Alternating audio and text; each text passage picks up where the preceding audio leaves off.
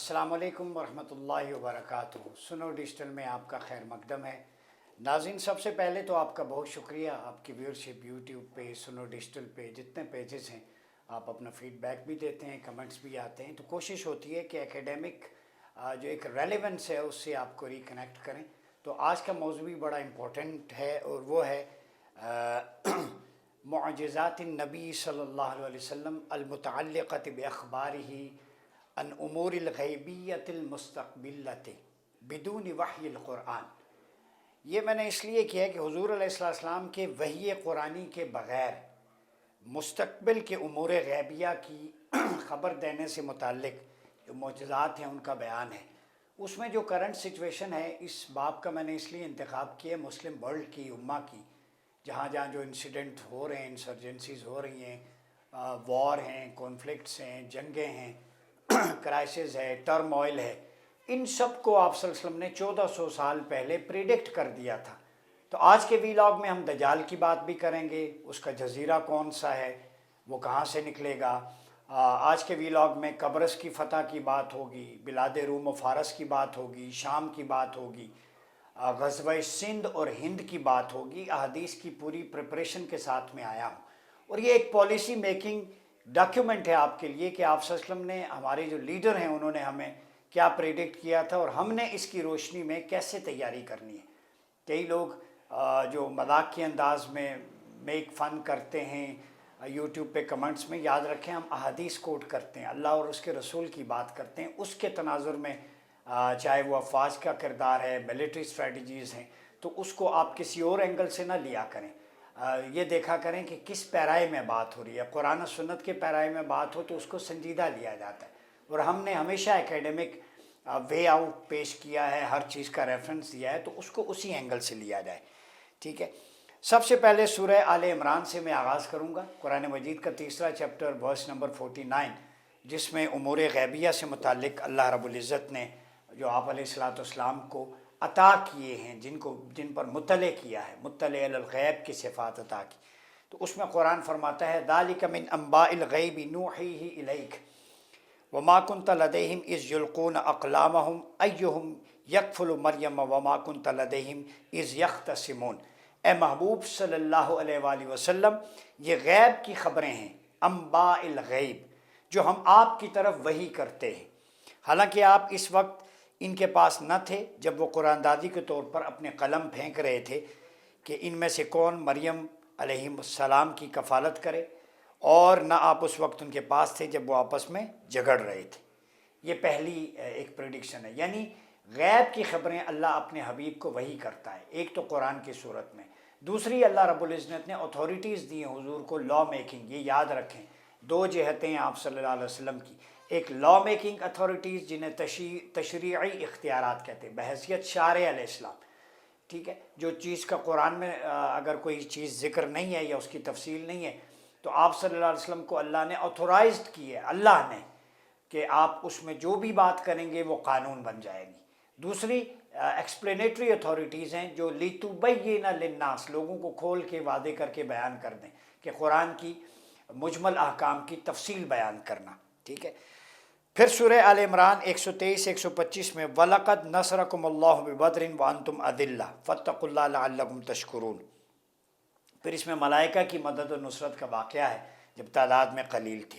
फिर वअल्लमका मा लम तकुन तअलम व कान फ़ज़्लुल्लाहि अलैका अज़ीमा, अन्निसा 113 में, कि इसने आप सल्लल्लाहु अलैहि वसल्लम को, अल्लाह ने वो सब इल्म अता कर दिया जो आप नहीं जानते थे, और आप पर अल्लाह का बहुत बड़ा फ़ज़ल है। ठीक है, ये सारी व इंदहु मफ़ातीहुल ग़ैब ला यअलमुहा इल्ला हुवा।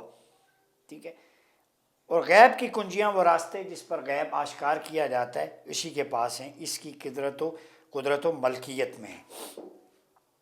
फिर तिलका मिन अंबाइल ग़ैबि नूहीहा इलैक, ये सूरह हूद में है, ये गैब की ख़बरें हैं जो हम आपकी तरफ वही करते हैं।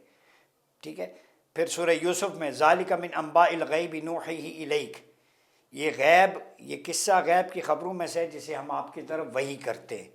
ठीक है, मतलब गुलिबतुर रूम की बात है कि उसके बारे में भी कुरान मजीद ने सूरह रूम में, ठीक है, कि वो गालिब होंगे। پھر ایک امپورٹنٹ چیز، لوگ کہتے ہیں اللہ خبر دیتا ہے، بالکل حضور کا عطائی علم ہے، اللہ نے ہی عطا کیا ہے، تقسیم آپ کے در سے ہوتا ہے۔ ایک چیز قرآن نے اور واضح کر دی، عالم الغیب فلا یظہر علی غیب احدا الا من ارتضی من رسول فإنه يسلك من بین یدی ومن خلفی رصدا۔ سورہ جن کی ورس نمبر 26-27 ہے کہ وہ غیب کا جاننے والا ہے، پس وہ اپنے غیب پر کسی عام شخص کو مطلع نہیں کرتا سوائے اپنے پسندیدہ رسولوں کے، انہی کو مطلع علی الغیب کرتا ہے، کیونکہ یہ خاص نبوت اور معجزہ رسالت ہے۔ ہر کسی کو غیب نہیں عطا ہوتا، یہ اللہ رب العزت کی عطا ہے، وہ اپنے محبوب اور مقربین رسولوں میں سے ان کو عطا کرتا ہے، اور وہ مطلع علی الغیب ہوتے ہیں۔ اللہ عالم الغیب ہے، حضور مطلع علی الغیب ہے اللہ کی عطا سے۔ اب وہ کتنا جانتے ہیں یہ اللہ جانتا ہے اور اس کا محبوب جانتا ہے، ہمیں اس بحث میں نہیں جانا، لیکن جو لا میکنگ اتھارٹیز اللہ نے دیے اس پر ایمان ضروری ہے۔ تو بے شک وہ اس رسول کے آگے اور پیچھے علم غیب کی حفاظت کے لیے نگہبان مقرر فرما دیتا ہے۔ پھر آپ صلی اللہ علیہ وسلم کی جو صفت بیان کی سورہ تکویر میں ورس نمبر 24 چیپٹر 81 کے اندر قرآن مجید نے، یعنی وہ نبی اکرم صلی اللہ علیہ وسلم وما ہوا علی الغیب بدنین، وہ غیب کے بتانے پر بالکل بخیل نہیں ہے، مالک عرش نے ان کے لیے کوئی کمی نہیں چھوڑی، کمپریہنسو۔ اب آ جائیں حضور کا اپنی لخت جگر سیدہ فاطمہ کو خبر دینا کہ بعد از وصال آپ کے اہل خانہ سے وہ سب سے پہلے آ کے ملیں گی، اور یہ متفق علیہ روایت ہے بخاری میں کتاب المناقب باب مناقب قرابہ رسول اللہ صلی اللہ علیہ وسلم علامات النبوہ فی الاسلام، مسلم میں کتاب فضائل الصحابہ باب فضائل فاطمہ بنت النبی علیہ السلام۔ حوالے بہت ہیں کہ آپ صلی اللہ علیہ وسلم کی جو ہے حضور صلی اللہ علیہ وسلم نے اپنے مرض وصال میں اپنی صاحبزادی سیدہ فاطمہ الزہرا سلام اللہ علیہ کو بلایا، سرگوشی کی، وہ رو پڑی، پھر انہیں قریب بلا کے سرگوشی کی، وہ مسکرائیں، تو سیدہ عائشہ صدیقہ رضی اللہ تعالیٰ عنہ فرماتی ہیں میں نے پوچھا تو سیدہ فاطمہ نے فرمایا کہ میرے کان میں آپ صلی اللہ علیہ وسلم نے فرمایا کہ ان کا اسی سال جو ہے وہ وصال ہو جائے گا، تو میں رونے لگی۔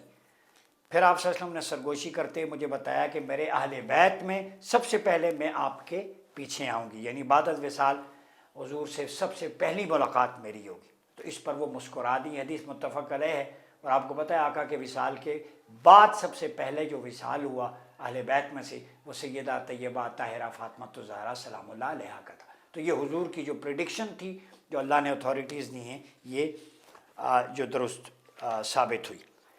دوجا جو ایک خبر ہے حضور کا اپنی ازواج مطہرات میں سے سب سے پہلے آپ سے ملنے والی زوجہ کی خبر دینا، ٹھیک ہے۔ ام المومنین بیان کرتی ہیں سیدہ عائشہ صدیقہ، آپ صلی اللہ علیہ وسلم فرمایا میری وفات کے بعد تم سب میں سے جلد وہ بیوی آئے گی جس کے ہاتھ تم میں سب سے زیادہ لمبے ہوں گے۔ حضرت عائشہ فرماتی ہیں میں اپنے ہاتھ ناپتے لگی تو کس کے ہاتھ سب سے زیادہ لمبے ہیں، تو ہم میں سے سب سے زیادہ ہاتھ لمبے حضرت زینب سلام اللہ علیہ کے تھے، وہ اپنے ہاتھوں سے کام کیا کرتی اور صدقہ خیرات کرتی، یعنی سیدہ زینب کے بارے میں یہ پریڈکشن سچ ثابت ہوئی، ٹھیک ہے۔ پھر اپنی زوجہ سیدہ میمونہ کو خبر دینا مکہ میں وفات نہیں پائیں گی، اور ایسے ہی ہوا۔ پھر سیدنا حسن بن علی، ٹھیک ہے، کہ وہ آپ ان کے ذریعے مسلمانوں کے دو گروہوں میں صلح ہوگی، اسے امام احمد نے اپنی مسند میں نقل کیا ہے، اور یہ حدیث نمبر 26,921 ہے، ٹھیک ہے، کہ فرمایا کہ فاطمہ کے ہاں ایک خواب آیا آپ صلی اللہ علیہ وسلم کی خدمت میں، ام فضل ہیں کہ میں نے خواب دیکھا کہ میرے گھر میں آپ صلی اللہ علیہ وسلم کے اعضاء میں سے ایک عضو مبارک پڑا ہے، میں اس سے پریشان ہو کر آپ کی خدمت میں حاضر ہوئی، تو آپ نے یہ خواب ذکر کیا اور فرمایا کہ اس میں خیر ہے، فاطمہ کے ہاں ایک بیٹا پیدا ہوگا، سو تم اپنے بیٹے قسم کے ساتھ اسے بھی دودھ پلانے کے لیے لاؤ گی۔ فرماتی ہیں کہ حضرت فاطمہ کے ہاں حضرت حسن کی ولادت ہوئی، ٹھیک ہے، یہ میرا بیٹا سردار ہے، ابن ہادہ سید فرمایا مجھے امید ہے اللہ اس کے ذریعے مسلمانوں کے دو بڑے گروہ میں صلح کروا دے گا۔ اسے امام بخاری، ترمذی اور نسائی نے روایت کیا ہے، ٹھیک ہے۔ پھر حضرت عثمان آپ کے طواف کرنے تک بیت اللہ کا طواف نہیں کریں گے، یہ بیت رضوان کے موقع پر آپ صلی اللہ علیہ وسلم نے پریڈکٹ کیا، ایسا ہی ہوا۔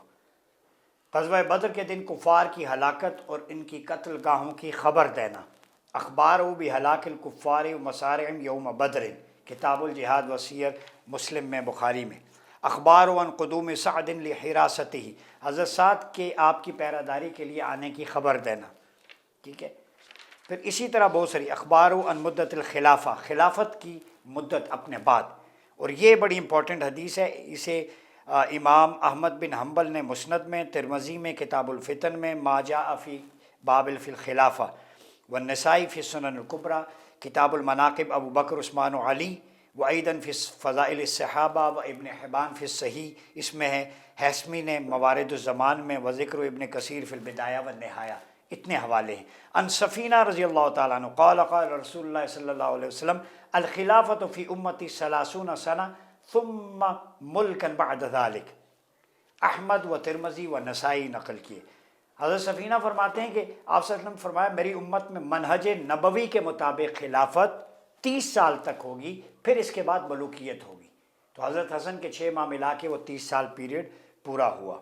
اور دوسری روایت میں آپ صلی اللہ علیہ وسلم فرمایا خلافت النبوہ 30 سنہ، کہ منہاج نبوت پر خلافت 30 سال ہوگی، یہ واضح ہے۔ ثم یؤتی اللہ الملک او ملکہ من یشاء، پھر اللہ اس کے بعد جسے چاہے سلطنت عطا کر دے یا حاکم بنا دے۔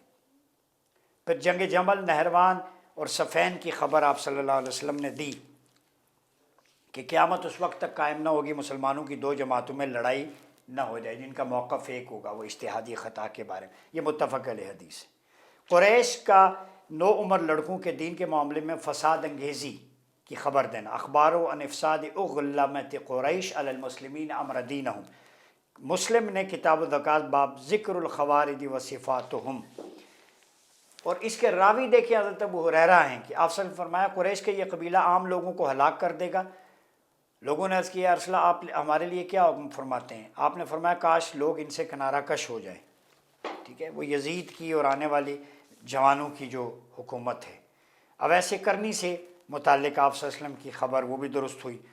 پھر اخبار عن ظہور ابناء الفارس فی العلم، حضور کا علم میں ابناء فارس کے ظہور کی خبر دینا، یہ سلمان فارسی بھی موجود تھے اس وقت، اور آپ صلی اللہ علیہ وسلم نے فرمایا کہ آسمان ثریا یعنی آسمان دنیا کے سب سے اونچے مقام پہ بھی اگر علم ہو تو فارسیوں کے کچھ لوگ یا ایک آدمی، راوی کو ایک گمان ہے کہ آپ صلی اللہ علیہ وسلم کا اشارہ امام اعظم ابو حنیفہ نعمان بن ثابت کی طرف ہے کہ وہ اس علم کو پا لیں گے، یہ حدیث متفق علیہ ہے، ٹھیک ہے، یہ فرق۔ پھر مدینہ سے متعلق آپ صلی اللہ علیہ وسلم کی اخبار، فتنہ خوارج کے بارے میں سیدنا علی سے روایت ہے، کتاب استتابہ المرتدین والمعاندین وقتالہم، باب قتل الخوارج و ملحدین بعد اقام الحج علیہم، بڑے حوالے، ترمذی میں، سنن میں، کتاب الفتن باب فی صفت المارقہ، ٹھیک ہے۔ سیدنا علی سے روایت ہے کہ آپ صلی اللہ علیہ وسلم فرماتے سنا انقلیگ آخری زمانے میں ایسے لوگ نکلیں گے جو نو عمر اور عقل سے کورے ہوں گے، عقل سے پیدل۔ یخرج قوما فی آخر الزمان احداث الاسنان صفحاء الاحلام، یہ آپ صلی اللہ علیہ وسلم کی پریڈکشن ہے۔ جو آج ہماری فوج فتنہ خوارج کے خلاف لڑ رہی ہے وہ دیکھیں کتنے بڑے اجر کی مستحق ہے، وہ رسول اللہ صلی اللہ علیہ وسلم کی احادیث بیان کریں گے، ٹھیک ہے۔ یقولون من خیر قول البریہ، ٹھیک ہے، لا یجاوز ایمان حناجرہم، ایمان ان کے حلق سے نیچے نہیں اترے گا۔ یمرقون من الدین کما یمرق السہم من الرمیہ، دین سے یوں خارج ہوں گے جیسے تیر کمان سے نکل جاتا ہے۔ فَأَيْنَمَا لَقَيْتُمُوهُمْ فَاقْتُلُوهُمْ، جہاں انہیں پاؤ انہیں قتل کر دو۔ یہ پاکستان کے افواج پاکستان کے فوجی جو لڑ رہے ہیں ان کو بتا رہا ہوں، آپ صلی اللہ علیہ وسلم کی بشارت ہے، کمانڈمنٹ ہے، حضور کا حکم ہے، جہاں ان کو پاؤ قتل کر دو۔ اس پہ ہمیں کسی اور کی پالیسی کی ضرورت نہیں، آپ کے لیڈر نے پالیسی دے دی ہے کہ ایسے لوگ جو نو عمر ہوں گے، عقل سے پیدل ہوں گے، حدیث بیان کریں گے خیر، لیکن دین سے ایسے نکل جائیں گے جیسے تیر کمان سے نکل جاتا ہے۔ اور پھر فرمایا فَأَيْنَمَا لَقِيتُمُوهُمْ فَاقْتُلُوهُمْ، یہ افواج پاکستان کو میں پالیسی دے رہا ہوں، یہ حدیث نبوی کی پالیسی ہے، یہ نبوی اصول آف ملٹری اسٹریٹجی جو کمبیٹ کرنا ہے، انکاؤنٹر کرنا ہے خوارج کو، وہ کیا ہے کہ فَأَيْنَمَا لَقِيتُمُوهُمْ فَاقْتُلُوهُمْ، یہ لائن ہر فوجی یاد کر لے، جہاں ان کو پاؤ قتل کر دو۔ فَإِنَّ فِي قَتْلِهِمْ أَجْرًا، اب سنیں، کیونکہ انہیں قتل کرنے والوں کو قتل کے صلے میں قیامت کے دن بے پناہ اجر و ثواب ملے گا۔ تو آپ کو جو ریوارڈ ہے وہ ایمنس ریوارڈ ہے، ان لمیٹڈ ہے، انکنڈیشنل ہے۔ جو فوجی شہید ہو رہے ہیں، جو انہیں قتل کر رہے ہیں، قتل کرنے کا بھی اجر ہے، جو مقتولین ہیں ان کا بھی بے شمار اجر ہے۔ جو افواج پاکستان کو وہ اجر ہے، فی قتلہم اجر لمن قتلہم یوم القیامہ، اور یہ حدیث متفق علیہ۔ جو فوجی خارجیوں کو مارتے ہوئے شہید ہو گیا اس کو بھی بے پناہ ایمنس ریوارڈ ہے، جو ان کو مارتا ہے اس کو قتل کرنے کے عوض اس کو بھی لامحدود اجر ہے۔ یہ آپ صلی اللہ علیہ وسلم کی پریڈکشن ہی نہیں ہے، وہ یہ پالیسی گائیڈ لائن ہے۔ جو لوگ مذاق اڑاتے ہیں نا وہ سنیں یہ حدیث، یہ میرے مصطفیٰ کریم علیہ السلام کا فرمان ہے، انہوں نے پالیسی لائن دی۔ پھر قرآن کی تلاوت اور یہ حلق سے نیچے دین سے خارج ہو جائیں گے، ٹھیک ہے، یہ خوارج میں سے دیگر فرقے پر مشتمل ہوں گے۔ پھر حضور کا پہلی قرون ثلاثہ میں فتوحات اسلامیہ کی خبر دینا، ٹھیک ہے، پہلی 3 صدیوں کے اندر تابعین تک، ٹھیک ہے، وہ مختلف جو لشکر تھے، شام اور یمن پہنچنے کی خبر دینا، ٹھیک ہے، اسلامی لشکر کی۔ عبداللہ بن حوالہ فرماتے ہیں، آپ سے فرمایا عنقریب ایک لشکر شام اور یمن جائے گا، فرمایا یہ وقت آئے تو میرے لیے کسی لشکر کا انتخاب فرمائیں، فرمایا تم شام جانا، تم شام جانا، تم شام جانا، 3 بار فرمایا، ٹھیک ہے، علیک بالشام، علیک بالشام، ثلاثا علیک بالشام، 3 دفعہ شام کا ذکر ہے۔ جو انکار کرے تو یمن جائے، اپنے آپ کو شام کے حوضوں سے پانی پلائے، اللہ نے میری خاطر شام اور اس کے اہل علاقہ کی کفالت کا ذمہ لیا ہے۔ امام احمد، ابو داود، ابن حبان نے روایت کی ہے۔ تو شام پریفرنس ہے حضور کی 3 مرتبہ، نہیں تو پھر یمن۔ آج یمن اور شام میں جو کچھ ہو رہا ہے آپ کے سامنے ہے، ٹھیک ہے، یمن میں جو کچھ ہو رہا ہے، انفراسٹرکچر تباہ ہے، شام دا لیونٹ مقدس سرزمین، اسرائیل نے اس کو بالکل تہس نہس کر دیا ہے۔ تو یہ شام کے بارے میں حضور کا یمن، شام اور عراق کی فتح اور اہل مدینہ کی ان علاقوں کی طرف ہجرت کی خبر بھی آپ نے دی ہے۔ بخاری میں من رغب عن المدینہ یہ حدیث ہے، متفق علیہ، ٹھیک ہے، شام فتح ہو جائے گا تو ایک قوم سواریاں لے کر آ جائے گی، اپنے گھر والوں اور پیروکاروں کو سوار کر کے شام لے جائے گی، حالانکہ مدینہ ان کے لیے بہتر ہے اگر وہ جان لیں۔ عراق فتح ہو جائے تو ایک قوم سواریاں لے کر آ جائے گی اور پھر عراق جائے گی، اگر جان لیں تو مدینہ بہتر ہے، ٹھیک ہے۔ پھر آگے اخبار عن فتح البیت المقدس، بیت المقدس کی فتح پر حضور نے فرمایا، عوف بن مالک کی روایت ہے کہ آپ صلی اللہ علیہ وسلم نے، اور یہ بھی آپ دیکھیں بخاری، احمد، ابن ماجہ، حاکم میں ہے، قیامت آنے سے پہلے 6 باتوں کو گن لینا، 6 باتیں پوری قوم سن لے، ان کو گن لیں، حضور کی پالیسی لائن ہے۔ نمبر 1 میرا وصال، آپ صلی اللہ علیہ وسلم کی جو ظاہراً پردہ فرما جانا۔ نمبر 2 پھر فرمایا ثم فتح بیت المقدس، آپ نے ارشاد فرمایا پھر فتح بیت المقدس۔ تیسری، پھر تم میں 2 بیماریوں سے موتیں اس طرح رونما ہوں گی جس طرح سینے کی بیماری بھیڑ بکریوں کو موت کی گھاٹ اتار دیتی ہے۔ 2 بیماریاں، بعض کہتے ہیں ایک طاعون تھا، اس وقت بھی صحابہ کرام بھی اس میں شہید ہوئے تھے، غالباً عبد الرحمن بن عوف بھی، اور ایک اور کا ذکر بھی ہوتا ہے، اور شرجیل بن حسنہ کے بارے میں بھی غالباً ہے، ٹھیک ہے، اور دوسری یعنی وائرل ڈیزیز اس سے مراد۔ چوتھا ہے افراط زر، کسی کو 100 دینار بھی دیے جائیں تب بھی وہ خوش نہیں ہوگا، پیسہ سے برکت اٹھ جائے گی جیسے آج ہے۔